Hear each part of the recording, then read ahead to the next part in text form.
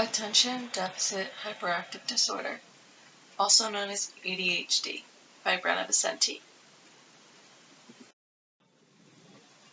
What is ADHD? The federal definition states that attention deficit hyperactivity disorder is a brain disorder marked by an ongoing pattern of inattention and/or hyperactivity, impulsivity that interferes with functioning or development. The New Jersey definition states that as under other health impaired, a medical assessment is required for this classification. Students with the OHI, other health impaired, classifications are characterized by having limited strength, vitality, or alertness due to chronic or acute health problems. These conditions adversely affect the student's educational performance. There are some developmental characteristics that are different for children with ADHD than children who do not have ADHD. For preschoolers, they are typically more demanding and hyperactive. They are overreactive, but these symptoms of ADHD tend to lessen over the years, as the outward actions tend to lessen as a child gets older. Children with ADHD at this age need different disciplinary methods compared to typical timeouts. This is because these children are not typical kids and they need to be explained as to why something they do is wrong. And socially, they struggle since they like to be in control.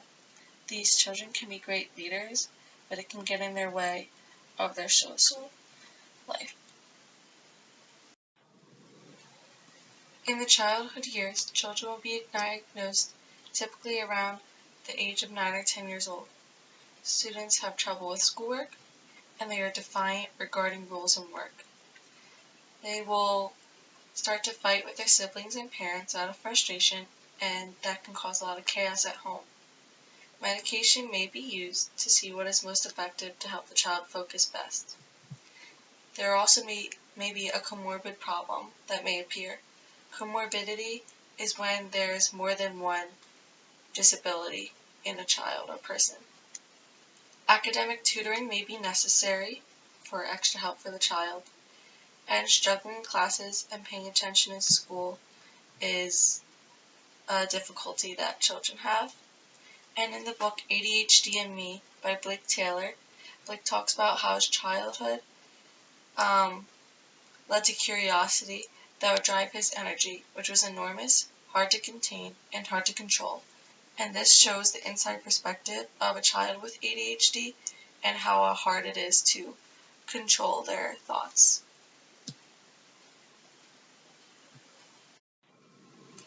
In adolescence, the symptoms stay just as strong for ADHD through adolescence as they did in childhood. School failure is most likely to occur as schoolwork gets more difficult and the workload is a lot more than elementary and middle school. Bigger assignments can cause more stress on these students, which can cause anxiety and depression, and it's difficult to treat these symptoms by doctors and parents, and an increase in pressure in the social and academic life can cause anxiety, depression, and learning problems. And they do not like to take their responsibility for their own actions. These people often want to blame outside sources for their problems. And they tend to ramble on and not realize social cues for when to stop, which can affect their social life. And they can start to refuse to take ADHD medicine, opposed to willingly taking the medicine when they were in their childhood. And these characteristics tend to be more inward than outward as anxiety and depression and mental problems start to occur, as opposed to calling out in class and having more outward problems. Some challenges that students with ADHD may face are inattention, hyperactivity, and impulsivity. Inattention and hyperactivity may be shown when a student is not really interested, not paying attention in an assignment they're not interested in as much and they don't connect to. But when there's a topic in the classroom that they connect with or they're interested in, they are overly excited about it. They're calling out in class and they're jumping around. And then when they're not really paying attention, they can be fidgety and stuff like that. And impulsivity can also be calling out in class instead of waiting for their turn to talk or cooperate in class. They also rely on outside factors being the reasons for their accomplishments instead of relying on their own actions.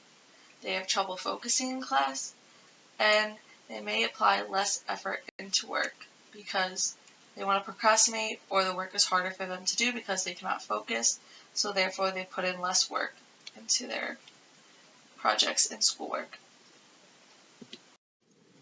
Although it may seem that ADHD is a disability, so it would only come with challenges and negativity, it also has positivity and strengths that come along with it. Students with ADHD do very well with precise directions.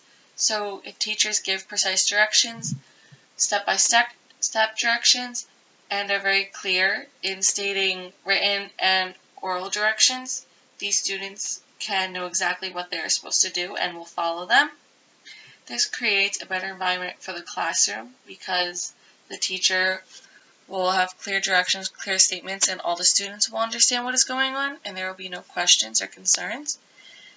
And students can focus more on the content than the directions or of the assignment. They also have strong introspective because they focus more on themselves. They will think about their actions and learn from them. They also have leadership skills and creativity, and they also have good inventive skills, which also comes with their creativity. They are ordinary or extraordinary machines. They are very handsome. They have very powerful engines.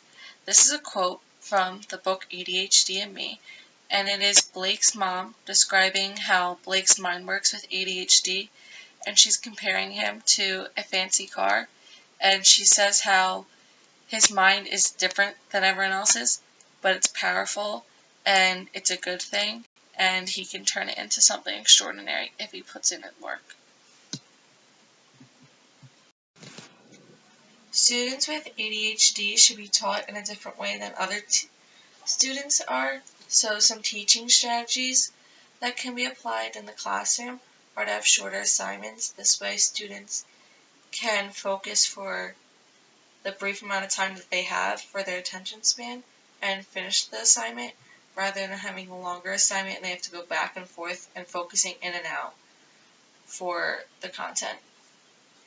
You can also let students pick an assignment to complete from different options, so give the student different options that they can do, and then they can pick one and they feel more interested in the idea and they are more excited to work on it instead of being inattentive in their work and daydreaming. There should also be extremely clear directions, vocalized and written, so if there is an assignment, a teacher should vocalize step by step what the students need to do to finish the assignment or the work, and there should also be written directions on the assignment.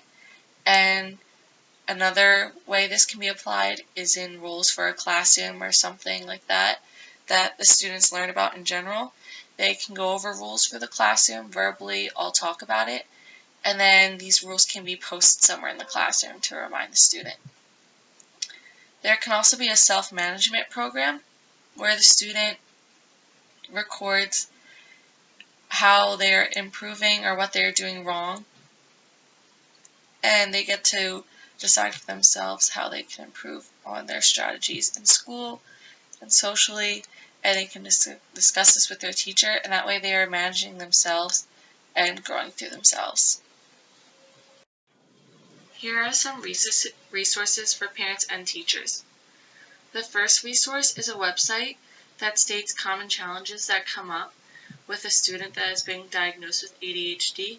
It gives advice on what teachers can do to help their students who have this disability.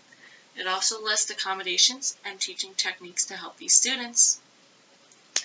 The second resource is a Teacher's Guide to ADHD, which is a book, but it can also be applied to parenting because it does give tips on how to handle these children. This book provides information about data-based tools that teachers can use for students with ADHD. These tools can also be used by parents, and there are strategies that will help children in all aspects of their life. Their academic and social skills are included in this. There are also concrete examples that are included, which enhance the reading and make the examples more clear. The third is a website that provides a lot of useful information for parents and children with ADHD. It describes how to diagnose or see the early symptoms of ADHD in a child, which is important because parents should be able to recognize if their child has something like ADHD or any other health impaired diagnosis. This way, a parent can be aware on what to look for in their child if he or she suspects a diagnosis. It also gives helpful information on what to do once a parent realizes that their child has ADHD, and it gives information on schooling and how to go about preparing for a child with treatments and doctor's appointments. The last one is a website that gives details about the development of a child to adulthood with ADHD, and it's useful to know what to expect when a child is misbehaving and why he or she is acting out, so that is why this is helpful, and it also lets a parent know what they should expect, and it is also helpful for teachers to know what to expect as well, and counselors, and it is proactive to know this, so that way things can be done to prevent bad behavior instead of afterwards, like punishing a child or not knowing what to do. And it is also important to know that teenagers have more anxiety when they have ADHD, and it's important to know what is going on inside of a person when they have the diagnosis, so that way parents, teachers, counselors, and other staff can help a student with this diagnosis of ADHD.